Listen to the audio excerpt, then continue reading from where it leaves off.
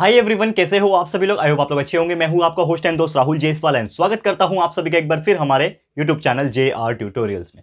Friends, आज again आपके सामने एक मोस्ट इंपॉर्टेंट ज्योग्राफी का लेक्चर वीडियो लेकर आ चुका हूं दोस्तों, जिसमें 7th स्टैंडर्ड के लिए हम पढ़ने वाले हैं चैप्टर नंबर 9, जिसका नाम है एग्रीकल्चर। तो एग्रीकल्चर की शुरुआत हमने ऑलरेडी कर दी थी दोस्तों, जिसमें मैंने आपको एक्सप्लेन किया था कि एग्रीकल्चर क्या होता है, इसमें कौन कौन से पार्ट्स होते हैं वो हमने डिस्कस किया था, किस प्रकार का प्रोसेस होता है ये भी डिस्कस किया था। एंड साथ ही में आज मैं लेकर आ गया आपके लिए लेक्चर नंबर 3, जिसमें हम बात करेंगे कि ये जो एग्रीकल्चर होता है इसके प्रकार कौन से होते हैं, यानी टाइप्स ऑफ एग्रीकल्चर, और we can say it as types of farming, यानी कि फार्मिंग के क्या प्रकार होते हैं।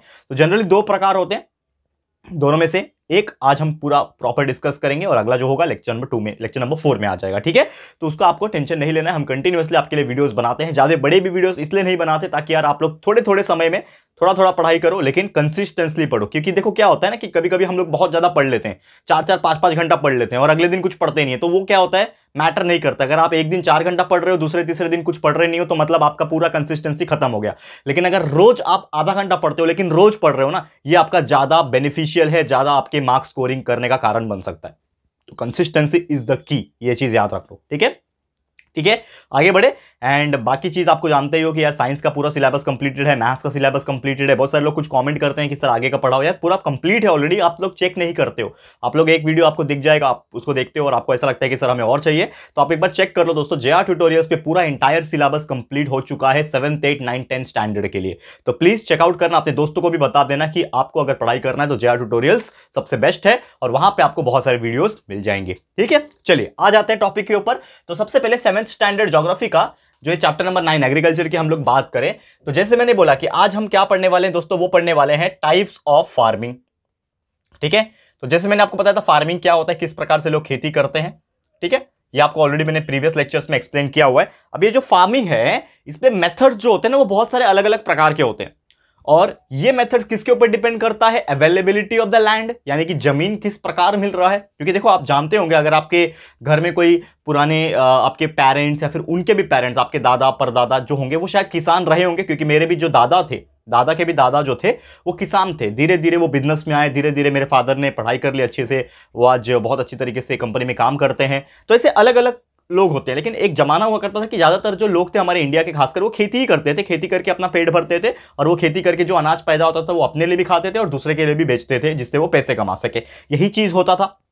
तो वो लोग से अगर आप पूछोगे तो हमें एक जवाब मिलता है। क्या जवाब मिलता है दोस्तों, कि यार जो जमीन होती थी ना, उसकी अवेलेबिलिटी होना डिपेंड करता है कि हम किस तरीके की फार्मिंग करते हैं। कभी कभी कोई जमीन जो है वो जल्दी मिलता नहीं है, कभी कभी जमीन के ऊपर वो जो क्रॉप्स हम उगाना चाहते हैं, चावल गेहूं जो भी उगाना चाहते हैं, वो उसके ऊपर उगता नहीं है, तो हमें जमीन को चेंज करना पड़ता है, हमें एक जमीन से दूसरे जमीन पर भी जाना पड़ता है। तो ऐसे कई सारे प्रकार के क्या होते हैं, फार्मिंग्स होते हैं।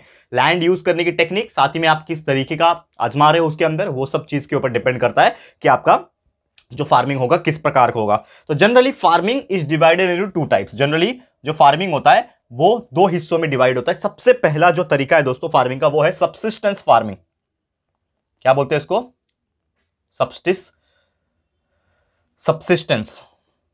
Subsistence farming. स्पेलिंग याद कर लेना। बहुत सारे लोग 7वीं में 8वीं में छोटे छोटे स्टैंडर्ड में अपना बहुत सारी गलतियां करते हैं। जैसे कि मैं आपको यहां पे बताने की कोशिश कर रहा हूं कि लोग गलतियां क्या करते हैं, आप जैसे स्टूडेंट्स क्या करते हैं कि यार हमने पढ़ाई की शुरुआत कर दी कंसिस्टेंस फार्मिंग की। ठीक है, अब कंसिस्टेंस या फिर सबसिस्टेंस जो है उसका मीनिंग ही आपको पता नहीं है, उसका स्पेलिंग ही आपको पता नहीं है, तो बहुत सारे लोग क्या करते हैं, गलतियां कर देते हैं। ठीक है, तो ये गलतियां बिल्कुल नहीं होना चाहिए। तो पहला टाइप है सबसिस्टेंस फार्मिंग।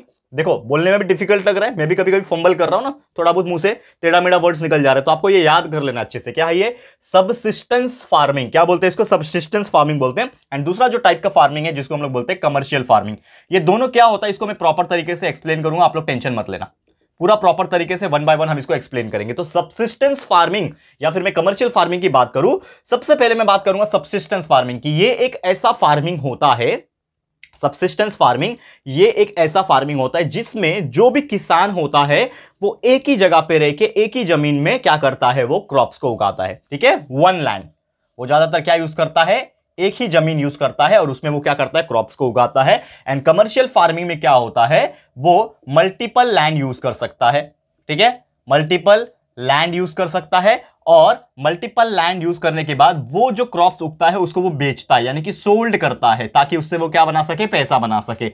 लेकिन जो सब्सटेंशियल फार्मिंग होता है इसमें वन लैंड भी हो सकता है, मल्टीपल लैंड भी हो सकता है, और वो खुद के इस्तेमाल के लिए, ओन के लिए, यानी कि मैंने जब खेती की तो वो खेती में जो अनाज पैदा होगा वो मेरे लिए काफी होगा, मैं उसको खाऊंगा, एंड इनकेस अगर कुछ बच जाता है तो मैं उसको बेचूंगा। तो इस प्रकार से जो चीजें होती है उसको हम लोग बोलते हैं सब्सिस्टेंस फार्मिंग, यानी कि एक ही लैंड हो सकता है या फिर मल्टीपल लैंड भी हो सकता है, और उसका जो मालिक रहेगा मैं खुद रहूंगा, यानी जो क्रॉप्स मैं उगा रहा हूं, जो खेती में कर रहा हूं वो मैं खुद खाऊंगा, या फिर बच्चा कुछ रहेगा उसको मैं बेचूंगा। लेकिन कमर्शियल नाम से ही पता चलना चाहिए, कमर्शियल का मतलब होता है बेचना, कमर्शियल मतलब होता है फायदा, ठीक है, कुछ चीज को प्रोडक्शन करना, कमर्शियलाइजेशन करना का मतलब होता है उसको चीज को बेचना। तो आप खेती कर रहे हो, मल्टीपल लैंड में भी खेती कर सकते हो, सिंगल लैंड में भी खेती कर सकते हो, लेकिन उस क्रॉप्स को हम क्या करते हैं, जनरली सोल्ड करते हैं। सोल्ड करने के बाद क्या मिलता है, हमें पैसा मिलता है, और इसीलिए इसको बोला जाता है कमर्शियल फार्मिंग। क्लियर है? ये दो टाइप आपको समझ में आ गया होगा, सब्सिस्टेंस फार्मिंग क्या होता है, कमर्शियल फार्मिंग क्या होता है। अब ये जो सब्सिस्टेंस फार्मिंग है इसके दो प्रकार होते हैं, ठीक है, ध्यान से देखना। ये जो सब्सिस्टेंस फार्मिंग जो होता है दोस्तों, ये दो टाइप के होते हैं। सब्सिस्टेंस फार्मिंग में दो चीज होते हैं। पहला अगर मैं बात करूं, सब्सिस्टेंस में होता है दोस्तों इंटेंसिव फार्मिंग।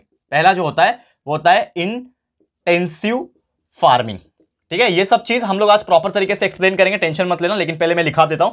सब्सिस्टेंस फार्मिंग के अंदर दो टाइप होते हैं, सब्सिस्टेंस फार्मिंग के अंदर दो टाइप होते हैं, इंटेंसिव फार्मिंग, एंड दूसरा जो फार्मिंग है वो है दोस्तों शिफ्टिंग कल्टीवेशन।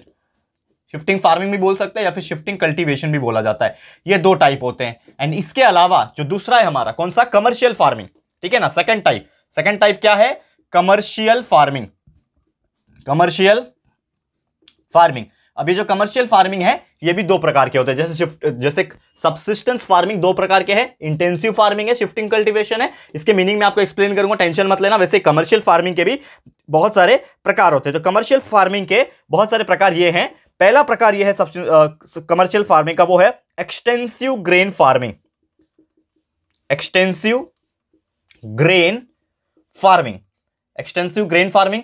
दूसरा जो प्रकार है कमर्शियल फार्मिंग का वो है दोस्तों प्लांटेशन फार्मिंग। Plantation farming. तीसरा जो टाइप है कमर्शियल फार्मिंग के अंदर वो है दोस्तों मार्केट गार्डनिंग। क्या है, मार्केट गार्डनिंग, ओके। एंड जो चौथा टाइप है, फोर्थ टाइप है इस कमर्शियल फार्मिंग के अंदर जो आ जाता है वो है दोस्तों हॉर्टिकल्चर। क्या है, हॉर्टिकल्चर। अब देखो इसको मैं थोड़ा सा एक्सप्लेन करने की कोशिश करूंगा सॉफ्ट लैंग्वेज में, क्योंकि देखो आज मैंने जैसे बोला था कि आज हम लोग सब्सिस्टेंस फार्मिंग पढ़ने वाले हैं, पूरा का पूरा सब्सिस्टेंस फार्मिंग पढ़ेंगे, यानी कि सब्सिस्टेंस फार्मिंग क्या होता है जो मैंने एक्सप्लेन किया उसके दोनों टाइप्स को मैं पूरा एक्सप्लेन करूंगा। लेकिन मैं शॉर्ट में बता दूं पहले दोनों को कि एग्जैक्टली होता क्या। सब्सिस्टेंस फार्मिंग क्या था, जिसमें लोग खेती करते हैं खुद के फायदे के लिए, खुद अनाज खाते हैं, और उसमें इंटेंसिव फार्मिंग होता है, एक शिफ्टिंग कल्टीवेशन। इंटेंसिव फार्मिंग में एक ही जगह पे खेती होती है, शिफ्टिंग कल्टीवेशन में अलग अलग जगह पे खेती की जाती है, वो मैं पूरा एक्सप्लेन करूंगा अभी। लेकिन आ जाते हैं कमर्शियल फार्मिंग पे। तो एक्सटेंसिव ग्रेन फार्मिंग, ग्रेन का फार्मिंग किया जाता है, प्लांटेशन, प्लांट्स को प्लांटेशन किया जाता है, मार्केट गार्डनिंग यानी कि गार्डनिंग करके उसको मार्केटलाइजेशन किया जाता है। हॉर्टिकल्चर मतलब क्या होता है, फ्रूट्स, फ्लावर्स, इस प्रकार की चीजें को जो डेवलप करते हैं। तो कमर्शियल फार्मिंग का ये पूरा जो चारों पॉइंट्स है वो हम लोग एक्सप्लेन करेंगे हमारे अगले लेक्चर में, जो कि अगले लेक्चर में आएगा। लेकिन आज हम इसको पूरा प्रॉपर से एक्सप्लेन करते हैं, ठीक है, कि क्या होता है सब्सिस्टेंस फार्मिंग और इंटेंसिव फार्मिंग और शिफ्टिंग कल्टीवेशन एग्जैक्टली क्या होते हैं,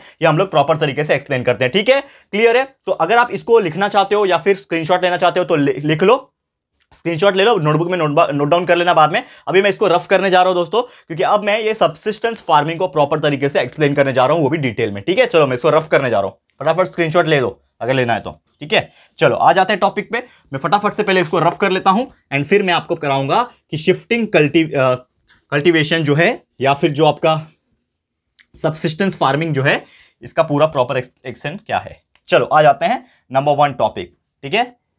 ये तो हमने नॉर्मल एक्सप्लेनेशन किया, लेकिन अब भी आते हैं प्रॉपर एक्सप्लेनेशन में। तो सब्सिस्टेंस फार्मिंग, तो सब्सिस्टेंस फार्मिंग जैसे मैंने आपको ऑलरेडी बता दिया कि इसमें जो जमीन की इस्तेमाल होती है वो खुद के लिए होती है, और उसको हम लोग क्या करते हैं, अपने लिए ही, अपने घर का पेट पालने के लिए ही हम इस अनाज को पैदा करते हैं सब्सिस्टेंस फार्मिंग में, ठीक है ना। और बहुत सारे अलग अलग जगह पे इसको देखा जाता है। अब सब्सिस्टेंस में दो टाइप थे, पहला जो था वो इंटेंसिव था, इसको हम प्रॉपर तरीके से देखेंगे। इंटेंसिव फार्मिंग, इंटेंसिव फार्मिंग तो क्या था इंटेंसिव फार्मिंग, यानी कि इसमें क्या होता है कि बहुत ज्यादा जो लोग होते हैं, बहुत ज्यादा लोग क्या होते हैं कि जो किसान होते हैं वो जो अनाज पैदा करते हैं, जो क्रॉप्स को ईल्ड करते हैं या फिर खेती जो करते हैं वो खुद के लिए करते हैं, यानी कि अपने लिए ही कर रहे हैं। समझ में आ रहा है दोस्तों। सिर्फ और सिर्फ अगर अपने लिए कर रहे हैं तो इस टाइप के फार्मिंग को हम लोग क्या बोलते हैं, इंटेंसिव फार्मिंग बोलते हैं। और ये ज्यादातर देखा जाता है डेवलप एरियाज में, ठीक है ना, जो डेवलपिंग रीजन्स होते हैं ना उसमें सबसे ज्यादा देखा जाता है इंटेंसिव फार्मिंग के अंदर अगर आप बात करो, ठीक है। और ये सिर्फ एक फैमिली की रिक्वायरमेंट को पूरा करता है। अगर कोई फैमिली है, जैसे कि अगर मेरे घर में 6 लोग हैं फॉर एग्जांपल, अगर मेरे घर पे 6 लोग हैं तो मैं इतना ही खेती करूंगा जो मेरे फैमिली के लिए रिक्वायरमेंट पूरा करे। जैसे मैं अपने महीने के बाहर कितना खाऊंगा, क्या लगता है दोस्तों, अगर समझ लो 3 से 4 महीने लगते हैं एक क्रॉप्स को ग्रो होने में। जैसे चावल का खेती में कर रहा हूं, पैडी, तो चावल का खेती कर रहा हूं तो उसको 3-4 महीने लगेंगे ग्रो होने में। तो कम से कम मुझे इतना क्रॉप्स को उगाना पड़ेगा कि मेरी फैमिली जो है उसमें 3-4 महीने आराम से खा सके। तो इस प्रकार से खेती की जाती है, करेक्ट है। तो ये सब चीज में क्या करते हैं, फैमिली का जो रिक्वायरमेंट होता है वो फुलफिल हो जाता है, मतलब एक बहुत अच्छी तरीके से फैमिली चल सकती है। इसीलिए इंटेंसिव फार्मिंग अपने खुद के लिए होता है, बेचने के लिए नहीं होता है कि हमें क्विंटल क्विंटल गेहूं, क्विंटल क्विंटल चावल को प्रोड्यूस करना है, बहुत प्रेशर है भाई, बहुत ज्यादा प्रोड्यूस करना है क्योंकि हमें बेचना है और बेचेंगे नहीं तो पैसे कैसे कमाएंगे। तो ये प्रेशर नहीं होता है इंटेंसिव फार्मिंग में, सिर्फ फैमिली को चलाने के लिए और अपने लिए ये लोग क्या करते हैं, इंटेंसिव फार्मिंग करते हैं। और इस टाइप के फार्मिंग के अंदर जो कल्टीवेटर होते हैं, यानी कि जो फार्मर्स होते हैं जो कल्टीवेट करते हैं, और जो फैमिली होते हैं ना, ये टोटली किसके ऊपर डिपेंड रहते हैं, सिर्फ और सिर्फ फार्मिंग के ऊपर ही डिपेंड रहते हैं। यानी कि इनका और कोई ऑक्यूपेशन नहीं होता है, मतलब ये अलग से कहीं कुछ नहीं करते। जैसे कि नॉर्मली आप मुझे जानते हो तो मैं एज ए टीचर भी हूं, एज ए इंजीनियर भी हूं, एमए स्पीकर भी हूं, मैं बहुत सारे अलग काम भी करता हूं, ये आप जानते होंगे। लेकिन यार ये फार्मर्स जो होते हैं ना, सिर्फ किसान होते हैं। कौन से वाले, इंटेंसिव फार्मिंग करने वाले जो किसान होते हैं वो सिर्फ फार्मर होते हैं, इसके अलावा और कोई बिजनेस नहीं करते हैं और किसी जगह पे वो काम नहीं करते हैं, सिर्फ और सिर्फ खेती करते हैं, अनाज पैदा करते हैं, वही खाते हैं और जिंदगी अपना गुजारा करते हैं, यही काम है उनका। क्लियर है? तो उम्मीद करता हूं कि ये चीज आपको समझ में आ गया होगा। ओके और इसमें उनका खुद का ही मेहनत लगता है, यानी कि बहुत ज्यादा ये लोग को हायर करके नहीं लाते हैं, यार काम कर मेरे खेत में आके, ऐसा नहीं है, ये लोग का खुद का मेहनत होता है। और इसके अलावा मतलब जो सीरियल्स होते हैं ना, यानी अनाज जो होते हैं, इसके अलावा फ्रूट्स एंड वेजिटेबल्स की खेती भी कर सकते हैं। तो ये था आपका इंटेंसिव फार्मिंग। अब दूसरा जो टाइप का फार्मिंग है, जो जैसे मैंने बोला था, कौन सा है, शिफ्टिंग कल्टीवेशन, ठीक है। दूसरा टाइप का फार्मिंग क्या नाम था, शिफ्टिंग कल्टीवेशन। नाम से आपको पता चल जाएगा दोस्तों कि इसमें एक वर्ड लिखा हुआ है शिफ्टिंग। शिफ्टिंग का मतलब होना शिफ्ट करना। जैसे हम लोग एक घर में रहते हैं तो हम लोग समझ लो हमारे पास अगर पैसा आ गया तो हम लोग बोले अभी एक घर में थे, चलो अभी बड़ा घर लेंगे, तो हम लोग क्या करते हैं, अपने घर से दूसरे घर में शिफ्ट होते हैं, यानी एक जगह से दूसरे जगह शिफ्ट हो रहे हैं। उसी प्रकार जो फार्मर्स होते हैं वो पहले तो क्या करते हैं, कोई भी जंगल या फिर फॉरेस्ट एरिया में एक जमीन को क्या करते हैं, क्लियर करते हैं। जमीन कैसे क्लियर होगा, आप जंगल है, जंगल में बहुत सारे पेड़ पौधे होते हैं, बहुत सारे बड़े बड़े झाड़ होते हैं, उसको कट करते हैं एंड उसको कट करने के बाद जो भी रेसिड्यू बच जाता है, जो भी कचरा नीचे बच जाता है उसको जला देते हैं। जलाने के बाद क्या होता है, वो पूरा राख बन जाता है, ऐश बन जाता है। एंड ऐश को क्या करते हैं, वो सॉइल के साथ मिक्स कर देते हैं, यानी कि प्लविंग वगैरह करने के टाइम पूरा ऐश जो है सॉइल के साथ मिक्स हो जाता है and it acts as a manure. Manure के जैसा वो काम करता है, यानी कि जो खाद होता है ना उसके जैसे काम करता है। फिर वहां पे वो लोग खेती करते हैं, एग्रीकल्चर करते हैं और क्रॉप्स को उगाते हैं। एंड एक बार जब क्रॉप्स उग गया, लगभग 3 से 4 महीना लगेगा टाइम, उग गया, उसके बाद वो उसको कंज्यूम करेंगे, खाएंगे और वहां पे लगभग अपना 1 से 2 साल इजीली बिताएंगे। वहां पे वो अपना 1 से 2 साल इजीली बिताएंगे, लेकिन वापस से उस जगह पे वो खेती नहीं करेंगे क्योंकि उस जमीन का उपजाऊपन जो है खत्म हो गया रहेगा। तो वापस से उस जगह पे वो खेती नहीं करेंगे। अब वो क्या करेंगे, नए जगह पे ढूंढेंगे, यानी कि they will find out some new field, एक नया फील्ड, नया खेत ढूंढने की कोशिश करेंगे या फिर क्रिएट करने की कोशिश करेंगे। एंड इसीलिए वो लोग एक जगह पे टिकते नहीं है। शिफ्टिंग कल्टीवेशन वाले जो फार्मर्स होते हैं वो एक जगह पे टिकते नहीं है, वो एक जगह से दूसरे जगह माइग्रेट करते रहते हैं, शिफ्ट करते रहते हैं, ताकि वो उधर पे खेती करे और खेती करने के बाद वो वहां पे अनाज पैदा करे और खा सके और कुछ एक्स्ट्रा बचेगा तो उसको बेच भी सके। और इसीलिए इसका नाम क्या रखा है दोस्तों, शिफ्टिंग कल्टीवेटर है। यानी कि इनका जो रहने का जो पीरियड होता है वहां पे वो फिक्स नहीं होता है, वो चेंज करते रहते हैं। इंटेंसिव वाले क्या करते हैं, ये सिर्फ अपने को परिवार को पालना है तो वहां पे ही खेती करेंगे, वहां पे परिवार को पालेंगे और रहेंगे। लेकिन ये वाले लोग को क्या है भाई, एक जगह मिला, खेती किया, वहां पे 2-3 साल रह लिया, हो गया काम, वहां से दूसरी जगह चला गया, यानी कि वो शिफ्ट करते रहते हैं, एक जगह से दूसरी जगह जाते रहते हैं, यानी कि मल्टीपल लैंड यूज करते हैं। जैसे मैंने बोला बहुत सारे लैंड यूज करते हैं अपने लाइफ टाइम में और शिफ्ट करते करते बहुत सारे कल्टीवेशन करते हैं। और इसीलिए इस टॉपिक का नाम क्या है, शिफ्टिंग कल्टीवेशन। क्लियर है? तो उम्मीद करता हूं कि ये चीज आपको बहुत इजीली समझ में आ गया होगा, बहुत अच्छे से समझ में आ गया होगा। तो यही था दोस्तों हमारा आज का टॉपिक, जिसमें हमने एक्सप्लेन कर लिया कि क्या होता है सबसिस्टेंस फार्मिंग, और कमर्शियल फार्मिंग का भी थोड़ा बहुत हमने बता दिया, लेकिन कमर्शियल फार्मिंग का पूरा डिटेल में एक्सप्लेनेशन हम लोग नेक्स्ट लेक्चर में, यानी कि लेक्चर नंबर 4 में डिस्कस करेंगे। तो आप लोग बस बने रहना हमारे साथ, प्यार दिखाते रहना। और इसी के साथ आज का वीडियो समाप्त होता है। Thank you so much for watching this video और उम्मीद करता हूं ये वीडियो आपको पसंद आया होगा। अगर वीडियो पसंद आए तो प्लीज वीडियो को लाइक कर देना, शेयर जरूर से कर देना अपने दोस्तों के साथ, अपने फ्रेंड्स के साथ। बताओ कि कितना बेहतरीन चैप्टर और कितना प्रकार के फार्मिंग होते हैं ये हमने आज सीखा। इसके पहले शायद आपने देखा भी नहीं होगा, सुना भी नहीं होगा। तो प्लीज शेयर कर देना अपने दोस्तों के साथ। साथ ही में फर्स्ट टाइम चैनल पे आए हो जरूर से हमारे चैनल को सब्सक्राइब कर देना। ठीक है दोस्तों, तो जल्दी मिलेंगे हमारे न्यू वीडियो में। तब तक के लिए thank you and good bye.